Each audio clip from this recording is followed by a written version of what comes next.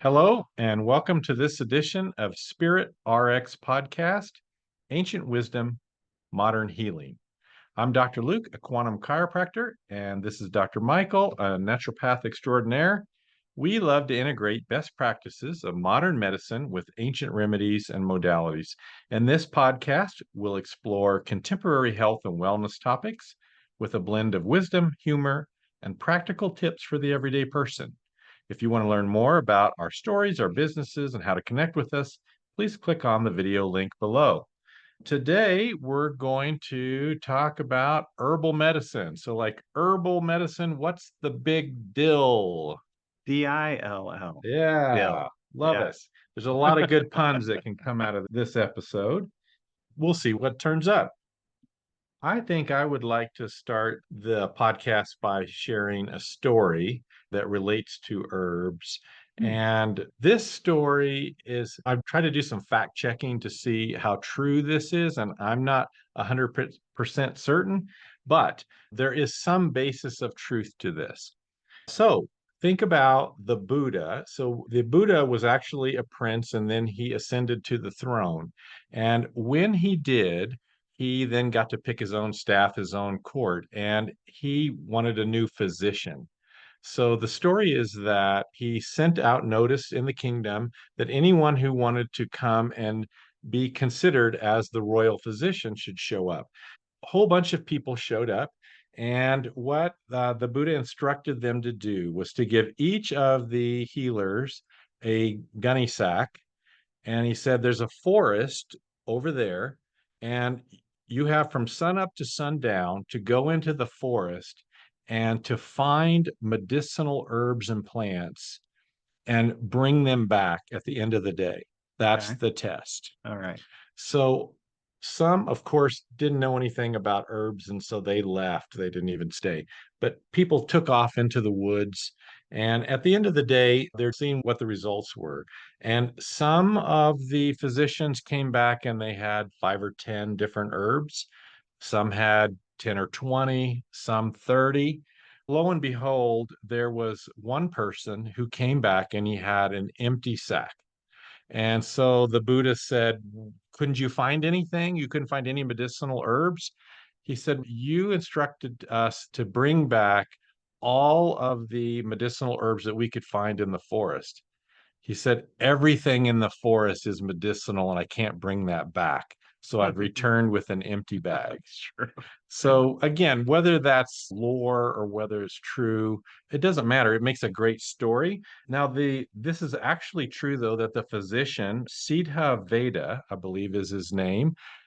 That is the actual name of the person that became the physician. He was extremely well known for bringing into the medicine of that time and era many herbal remedies, lots of things then that became part of Buddhist tradition. And there is still to this day a line of healers that comes directly through that. So there is some basis of truth to this story.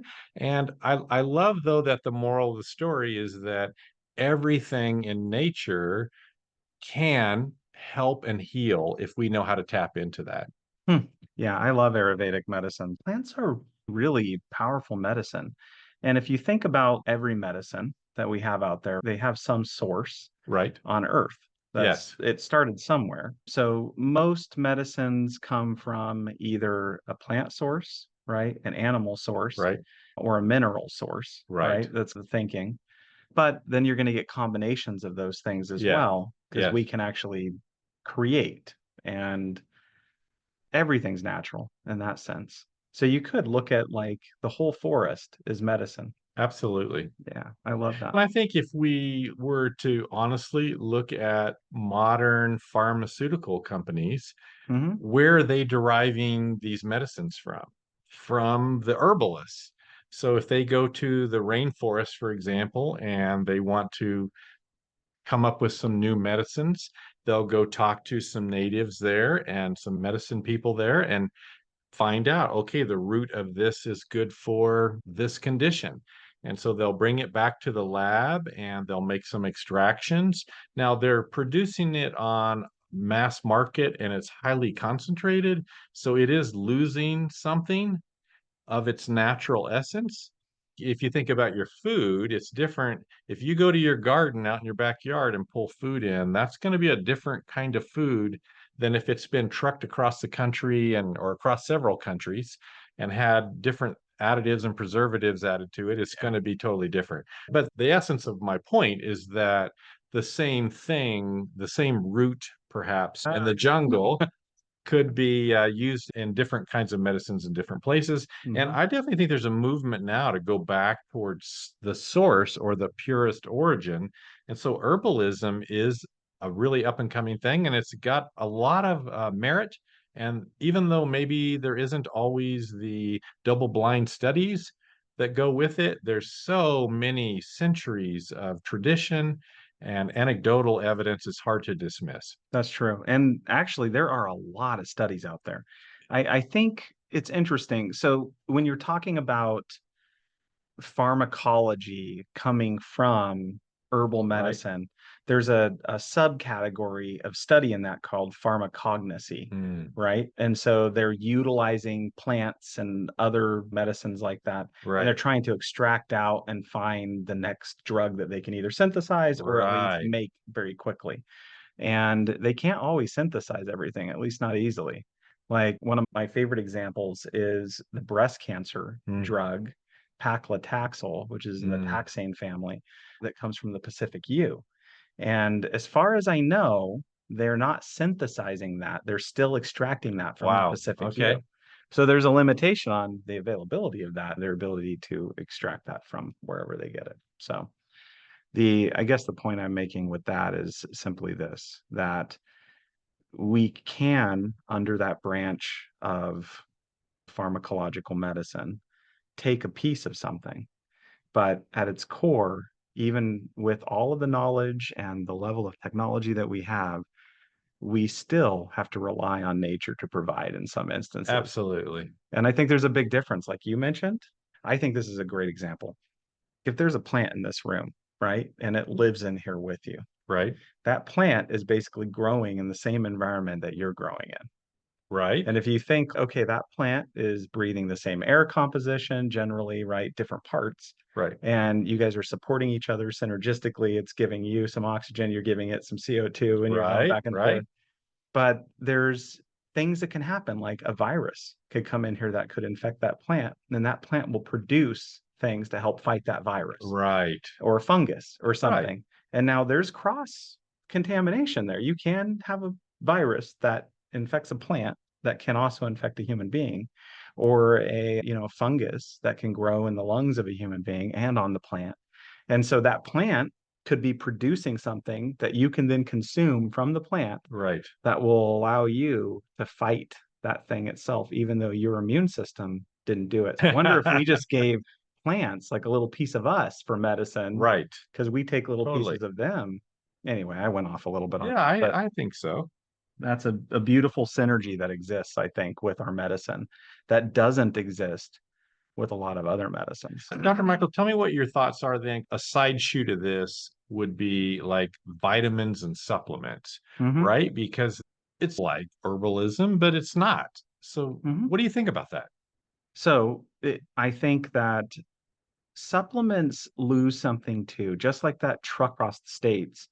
You lose something in the medicine when it comes that way. And I think it's also important to recognize the size of those pills and how much actual plant material is present in there, because that limits aspects of that medicine that you might be needing, like some components.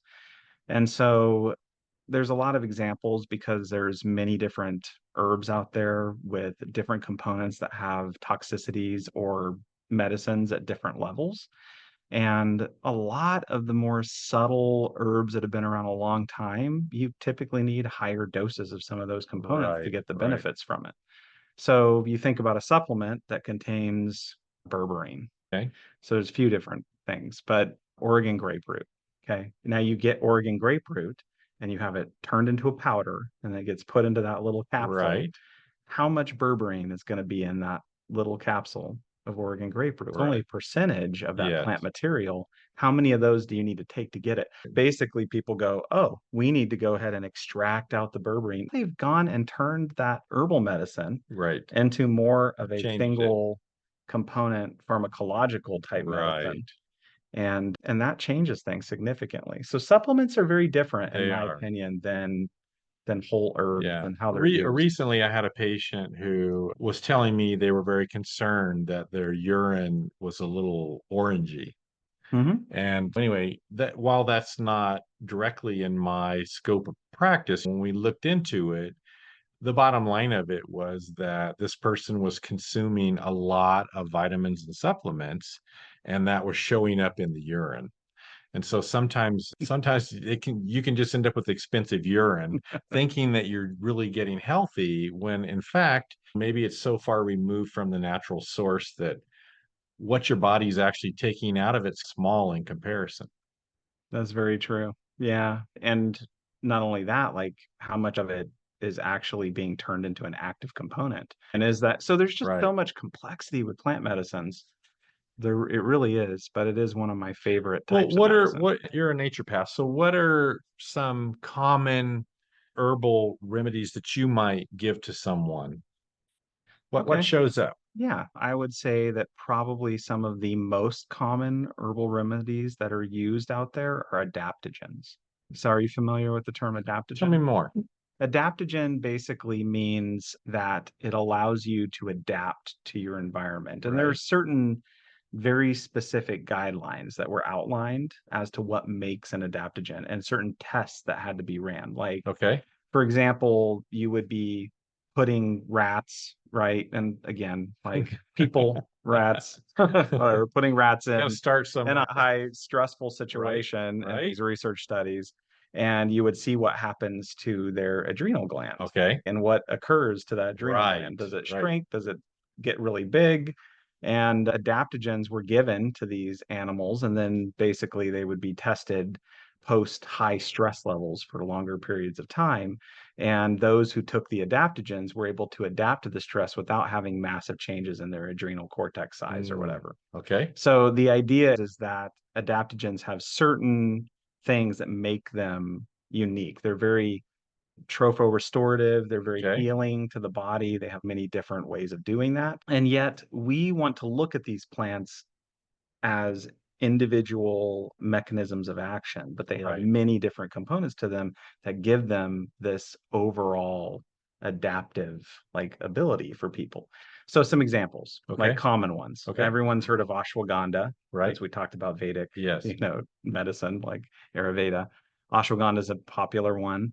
Another popular one's like ginseng, like Right. red ginseng, Right. Korean ginseng, Russian ginseng. There's different kinds of ginsengs and they are very stimulating and give energy. And same with ashwagandha, it can give energy. In fact, I think Withania somnifera, right? Ashwagandha, I want to say something about it means smells like wet horse. I don't know exactly. I can't remember, but I have this memory of that. Okay. And yeah, and that particular plant was known as the plant that helped a man sire 1,000 women. That's the Gotcha. idea. So it has these very promoting, health promoting, benefiting things. So ashwagandha, ginseng, there are a lot of different adaptogens I could go through. Mentioned a little bit about Ayurvedic and some of the tradition that comes out of the East, but what are some other herbal cultural systems that you're aware of? Anything come to your mind? Okay, so that I think that's important to review because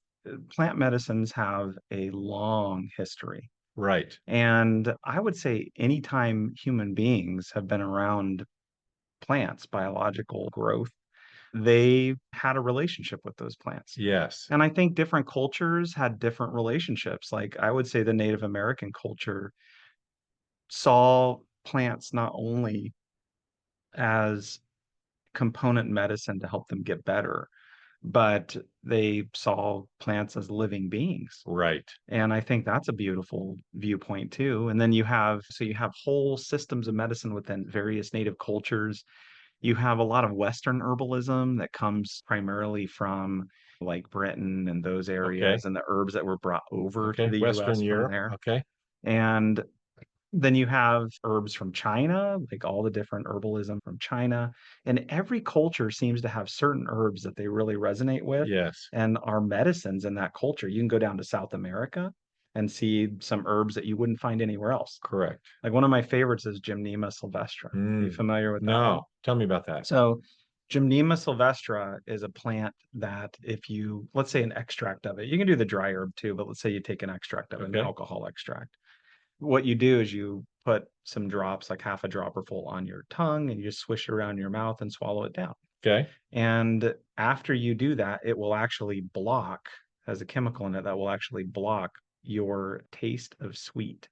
Oh, And wow. so you will have no ability to taste sweet after you do that for a couple hours typically. Okay, And so, yeah, I used to do this. I did it at a presentation here in Ashland that I okay, had. I okay. brought in Gymnema sylvestre and had everyone do it, and Ah, I gave them all chocolate.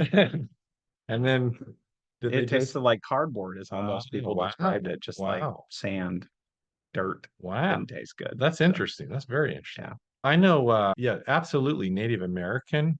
I've got several books at home that have some Native American remedies and herbal concepts in them. When I lived in the Appalachian region, it's got its own storied history as well, the wild crafting. And again, probably some of that comes from the original settlers coming from the British Isles, but also the Native Americans that were there, the Cherokee and others.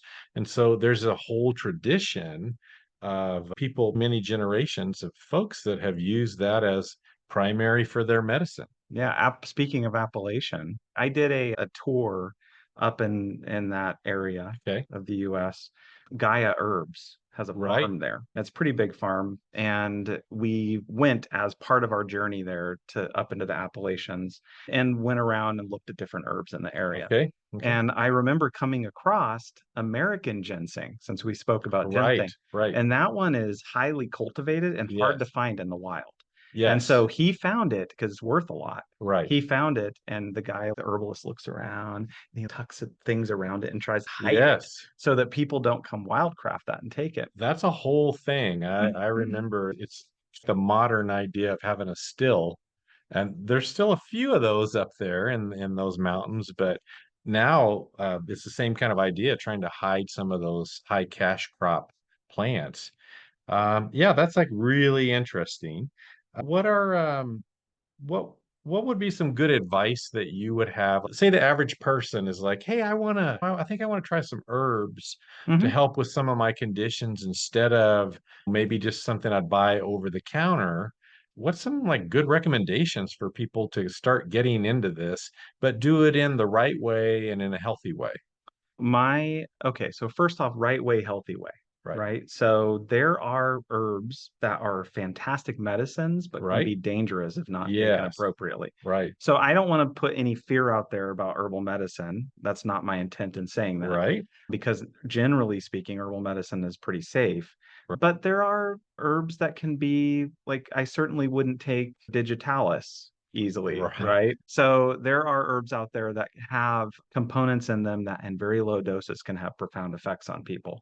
So I'd say start with the herbs that we know are safe and in our kitchen, and then work your way through them and learn and grow in herbalism.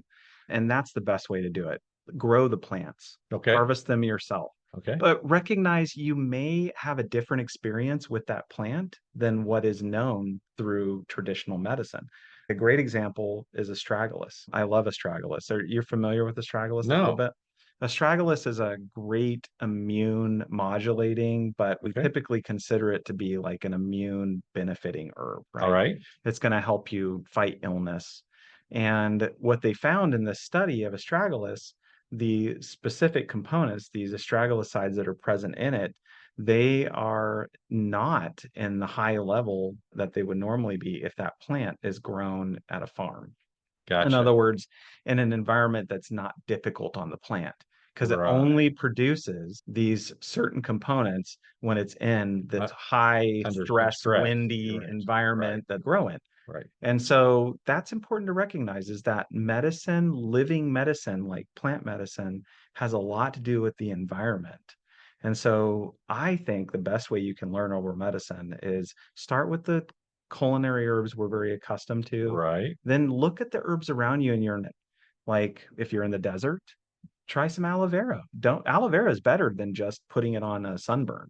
You can Right. take aloe vera internally to it's a cathartic laxative. If you use the latex portion, it will clean you out. Wow. The gel portion, that kind Right. that you typically put over a Yes. sunburn, is very anti-inflammatory, anti-cancer, has a lot of amazing benefits. It's very calming to the digestive tract, very cooling and soothing, just like it does on the outer skin. And get to know the plants in your area. If I were in the desert, you'd pick an aloe. Being here, like some of the plants that you might see, like St. John's wort is a Right. common one in the area. Okay. St. John's wort is not just an antidepressant. Depressant. That's what we Right. typically think of it. St. John's wort has really profound benefits for wounds.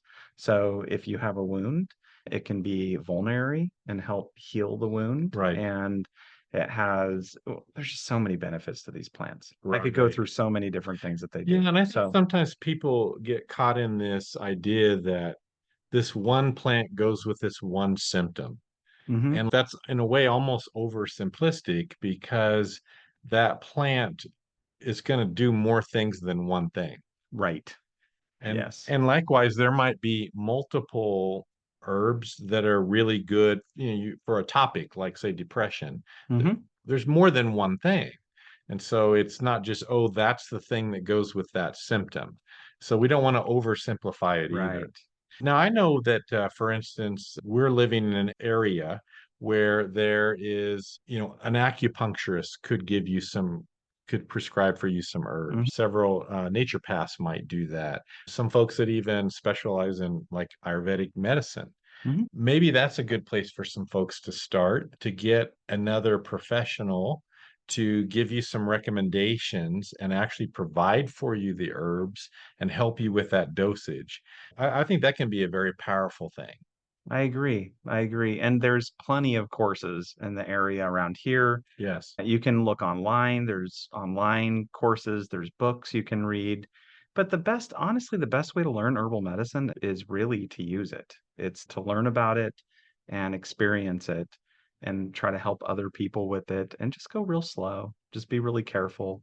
Know your dosing, do your research, learn things about the plant before you Okay. bring it into your life. Do you often have folks do tea, make tea out of the I think herbs? teas are a great place to start Teas are really because good. water extractions, generally speaking, are, going to be less toxic.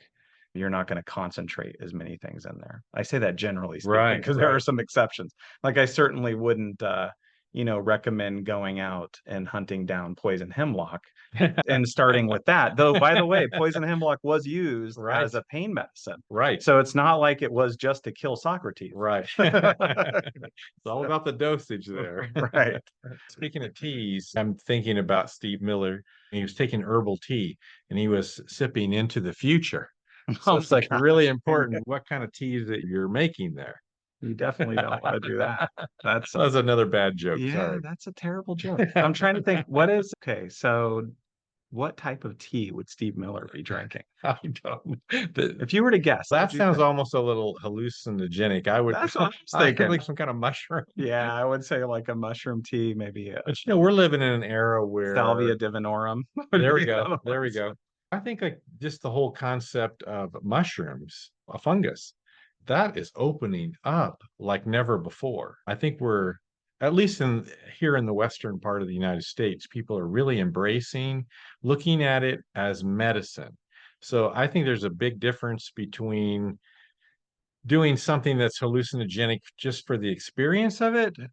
I don't purport that or encourage people for that, but every plant has some medicinal value, and can we find that and can we use it in the right way for the right thing? And there's some mushrooms that have some incredible healing properties that we might not find in some other ways. Since we're talking about mushrooms, psilocybin has got some amazing test results coming out for folks that have things like depression.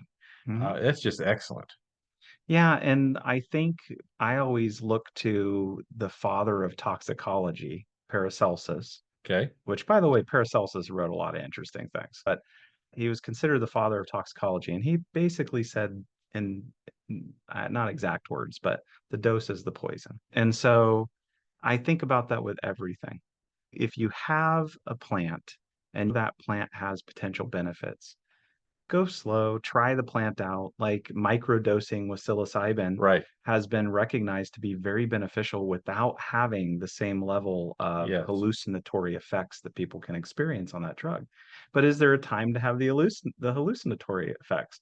Yeah, there's traditions Right. where they would use that for that benefit as part of a transitional period in a person's life. Exactly. I think some of the older cultures in the world, they were more conscious of the different stages of human development. And for example, a boy becoming a man, there would be an event around that, a ceremony around that, and possibly even some form of psychedelic drug. And that was not to just get them high and let them have an experience.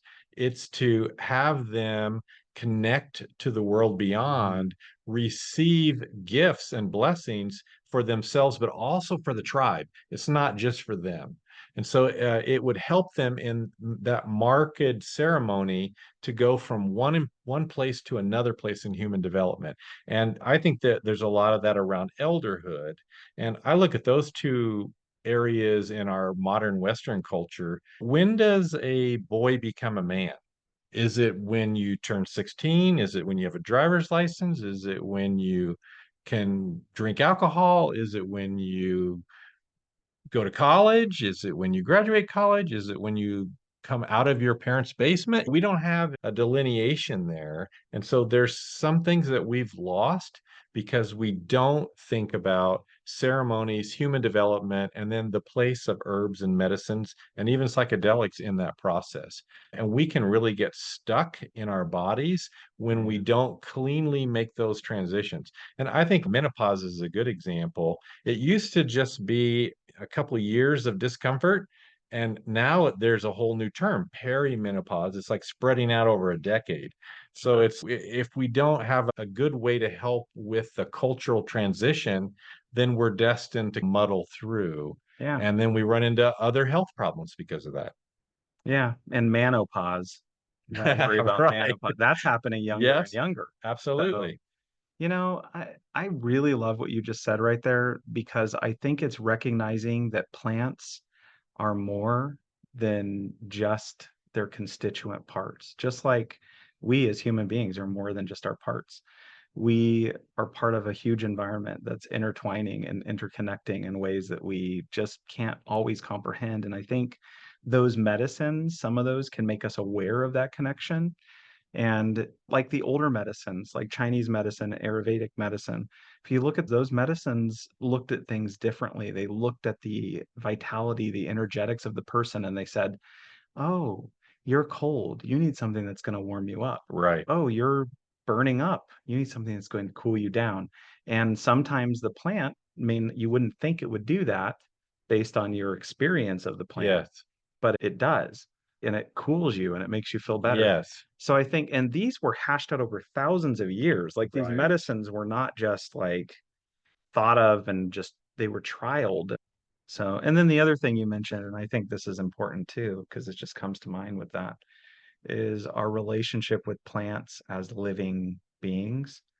I think that's important to recognize and promote. In other words, ethical harvesting, right? Right. You can go out and you can rip up all these living beings for money, Yeah. wildcrafting, or you can take a few as what is needed and make sure you plant and grow and keep propagating that medicine for others in the future. Yeah, I love that. So, That's responsible. It's being responsible. We don't just take, there's an exchange that happens there. Very awesome. I love that ethical component. Did you hear about the woman who she worked at the health food? So got to throw in some more. She worked at the health food store, but she got into a little bit of trouble. She was worried that they were going to fire her, but they just gave her an herbal warning.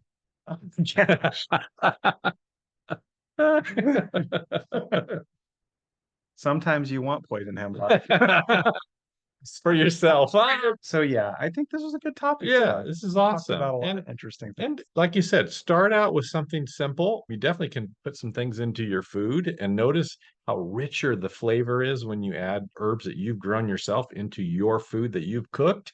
Mhm. Going to be totally different than buying something packaged. Work your way out into some other things and get some self-education. You can also seek out some professionals who use herbal remedies as part of their practice and build it in that way too. There's a lot of good stuff in here today. That's speaking on that. Let's Yeah. give 3 herbs that Mm. we can add to our food. And Ooh. I'll give one, you give one Ooh. that you like, Okay. and 3 or 4. Okay. First one I'm coming up with in my mind is turmeric. Yes. Great Yes. addition, wonderful. A lot of curries you can put it in, Yes. but just turmeric's great for you anyways. Anti-inflammatory. It contains curcumin, many different Yes. curcuminoids. Just so many benefits, anti-cancer benefits. It's really good. That's a really good one. That one's really awesome. How about sage? Sage. Sage is a really good one. So, oh my gosh, sage is amazing. So sage contains ursolic acid, which is profoundly beneficial, anti-inflammatory. It helps to with hormonal Right. irregularities, very good for you. Another one I'm thinking is cinnamon. Basic Mhm. cinnamon. Now, mentioning this, Yes. Ceylon cinnamon, true cinnamon. Okay. You don't want the what I call garbage bark. Right. Yeah, I think those are good things. Try those out. Cinnamon's really good for helping with glucose levels. It's very warming, it's carminative, it'll help calm down the digestive system. There's so many great herbs out there. So bring them into your culinary experience. Try them out. A lot of the herbs we use for spices were originally used as Yes. treatments Right. for medicine. So Right. so I think that's a good place to leave you guys with some fun things to think on. We hope this episode has been a big deal for you Mm. and that you gained something from this. Feel free to post some comments and questions, suggestions. We love your feedback. Thanks again for spending your time with us. And we are Dr. Michael and Dr. Luke with Spirit RX Podcast. Have a great day.